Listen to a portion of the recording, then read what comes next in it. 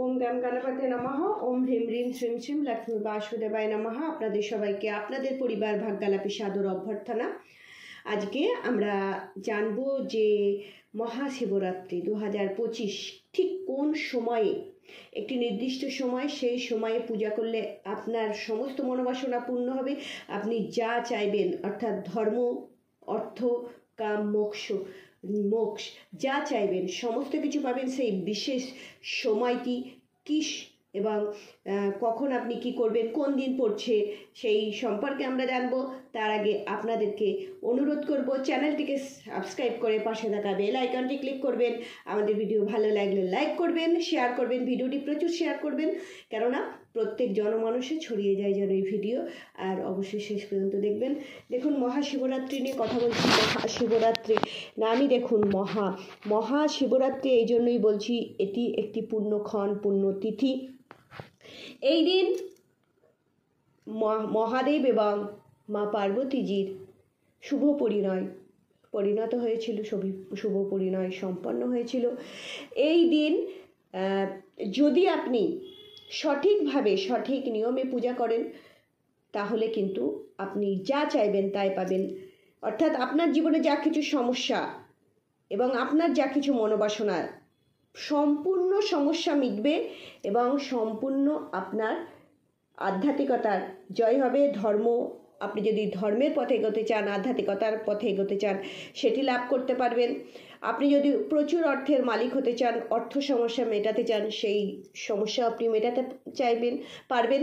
এবং কাম মানে হচ্ছে কামনা বাসনার পূর্তি, সেটিও আপনি পাবেন। কাম মানে এখানে নরনারীর কিন্তু শারীরিক যে মিলনের ইচ্ছা, লিপ্সা, সেটির কথা কখনোই বলা হয়নি। কাম মানে এখানে কামনার কথা বলা হয়েছে, কামনা পূর্তির কথা বলা হয়েছে। এবং মোক্ষ অর্থাৎ মৃত্যু অন্তে আর আপনার পুনরূপী জননাম পুনরূপী মারানাম, মাতৃ জঠরের যে অসহ্য যন্ত্রণা সহ্য করা, 84 লক্ষ জনি পারের যে আমাদের যে ঘূর্ণাবর্তে আমরা যে ঘুরছি বারবার রোটেশন, সেই রোটেশনে আপনাকে আর পড়তে হবে না। অর্থাৎ আপনি একদম ভগবানের সেই চরণ সেবা করার সুযোগ পেয়ে যাবেন। অর্থাৎ আপনাকে আর কষ্ট সহ্য করতে হবে না।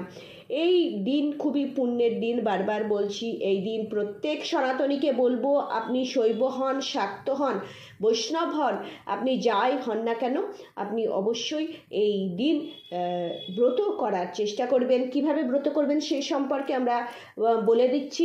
প্রথমেই বলবো যে সূর্যোদয়ের আগে উঠে যাবেন।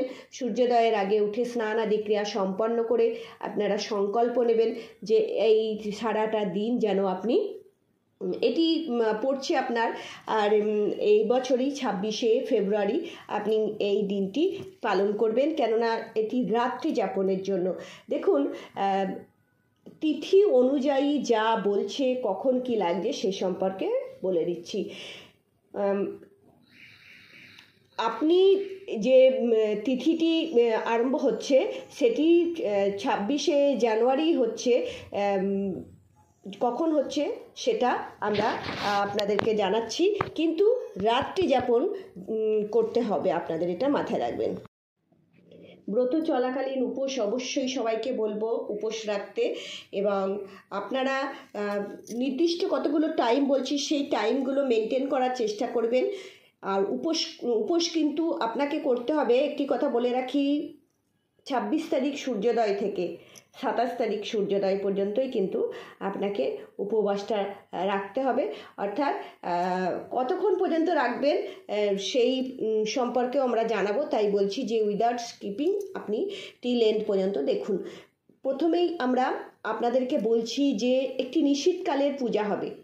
সেই নিশীথকালের পূজাও আপনি দিতে পারেন, আপনি বাড়িতেও এই পূজা করতে পারেন। সব থেকে ভালো হয় জানেন তো, আশেপাশে যদি কোনো মন্দির থাকে সেই মন্দিরে যান, মন্দিরে গিয়ে পূজা করার অবশ্যই চেষ্টা করবেন। কেন দেখুন, পুরোহিত থাকুক না থাকুক, আপনি পুজো করার চেষ্টা করুন, অভিষেক করার চেষ্টা করুন।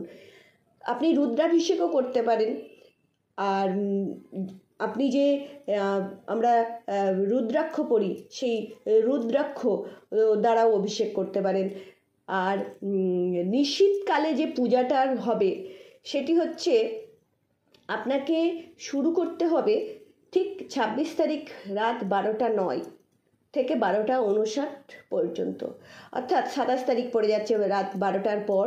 আপনাকে যদি আপনি ধরেন, যদিও আমাদের শাস্ত্রমতে আমরা সূর্যোদয় থেকে আমরা সেই দিন গণনা করি, কিন্তু যে টাইম, সেই টাইমে 12:09 AM থেকে 12:59 AM, অর্থাৎ রাত 12:09 থেকে 9 মিনিট থেকে 12:59 পর্যন্ত কিন্তু নিশীথকালের পুজো। পুরো সময়টা হচ্ছে 50 মিনিট। 50 মিনিটের মধ্যে আপনি নিশীথকালের পূজা সম্পন্ন করতে পারেন। যারা প্রহরে প্রহরে পুজো দেবেন, অর্থাৎ আরেকটা কথা, এই যে আপনারা যারা পুজো করলেন নিশীথকালে, একবারই ধরুন যে কোনোভাবেই একবারই পুজো করছেন, 4 প্রহরে পুজো করবেন না, তারা আপনারা পারণ করবেন, শিবরাত্রি পারণ করবেন 6:48 থেকে 8:54 মধ্যে পারণ করে নেবেন, কেননা পারণ টাইমটাও আমরা বলে দিলাম। এরপরে প্রহরের কথা বলছি। প্রহরে প্রহরে পুজো করার নিয়ম আছে, তাই কেননা প্রত্যেকটা প্রহরে আলাদা আলাদা এলিমেন্ট দিয়ে, আলাদা আলাদা জিনিস দিয়ে পুজো করার নিয়ম আছে। প্রথমেই বলবো যে আপনি যে প্রথম প্রহরের পুজো করবেন, সেটা হচ্ছে আপনার 6:19, মানে 26 তারিখ 6:19, সন্ধে 6:19 থেকে রাত 9:26 পর্যন্ত, এর মধ্যে আপনি প্রথম প্রহরের পুজো করবেন। এরপরে যেটা দ্বিতীয় প্রহরের পুজো করবেন 9:26 থেকে আপনি 12:34 AM, 27 তারিখ পড়ে যাচ্ছে যদি আপনি এই টাইমটা ধরেন।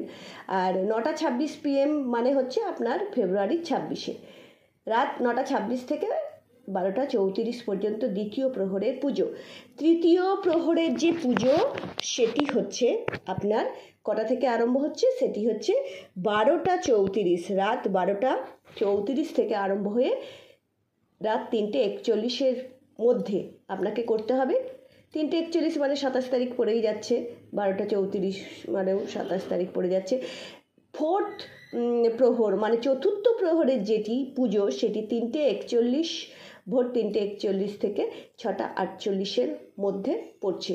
এবার আর চতুর্দশীর তিথিটা কবে আরম্ভ হচ্ছে? চতুর্দশীর তিথিটা আরম্ভ হচ্ছে, শিব চতুর্দশীর তিথিটা আরম্ভ হচ্ছে 11:08 AM, অর্থাৎ সকাল 11:08 থেকে আপনার চতুর্দশী আরম্ভ হচ্ছে।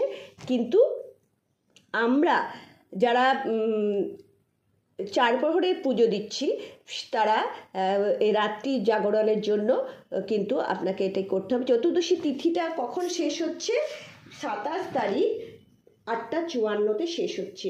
কিন্তু দেখুন, উদয়া তিথি হিসাবে আপনি কিন্তু 27 তারিখ ধরবেন না, যেহেতু রাতটাকে আপনাকে নিতে হবে। সেই রাত্রে তো আপনি পাচ্ছেন না, চতুর্দশী তো কেটে যাচ্ছে, তখন 8:54, সকাল 8:54 মধ্যে শেষ হয়ে যাচ্ছে। তাহলে পারণ করবেন, দেখুন পারণ করবেন সবাই, কিন্তু যারা 4 প্রহরের পুজো করছেন তারাও কিন্তু পারণ করবেন। আপনারা কটা থেকে? 6:48 থেকে আপনারা 6:48 থেকে 8:54 মধ্যে পালন করবেন। আর কেননা 8:54-তে চতুর্দশী কিন্তু 8:54 পর্যন্ত থাকছে। আর যারা নিশীথকালে পুজো করছেন তারাও কিন্তু করবেন, অর্থাৎ সবাই পালন করবেন 8:54 ওর মধ্যে, 6:48 থেকে 8:54 মধ্যে আপনারা পালন করে নেবেন। পালন না করলে সেই পূজার সার্থকতা থাকে না। পালন করবেন অবশ্যই। আর এই নির্জলা থাকলে খুবই ভালো। এই দিন রাত্রি যাপনের জন্য সবাইকে অনুরোধ করব, কেননা বিশেষ কৃপা লাভ করা যায় এবং মোক্ষ লাভ করা যায়, এবং আপনারা শিবজির অর্থাৎ ভোলে বাবার বিশেষ কৃপা লাভ করবেন। সেই জন্য অবশ্যই বলবো যে রাত্রি জাগরণ করবেন। রাত্রি জাগরণ করে ফোনে অযথা সময় নষ্ট করবেন না, শিব স্তুতি করুন, মন্ত্র জপ করুন রুদ্রাক্ষের মালায়। পুরুষরা করবেন নমো শিবায়, আর মহিলারা করবেন শিবায় নমো। অবশ্যই করুন। ভোলে বাবা আপনাদের জীবনে সমস্ত সুখ শান্তি এনে দিন এবং আপনারা ধর্ম অর্থ কাম মোক্ষ লাভ করুন, এই কামনায় করব। একবার সবাই বলুন হর হর মহাদেব।